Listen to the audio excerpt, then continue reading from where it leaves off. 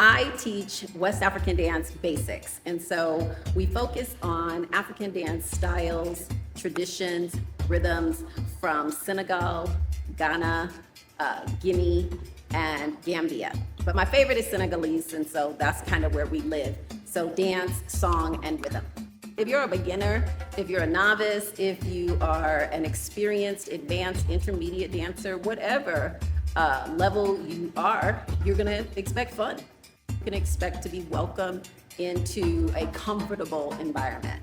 Learn about traditional West African culture, history, songs, not just dance. Sometimes we'll throw in some food. You know, it's all culture. Don't get in your head. Just come have some fun. Come have some fun, enjoy yourself, come and hang out and have a good time.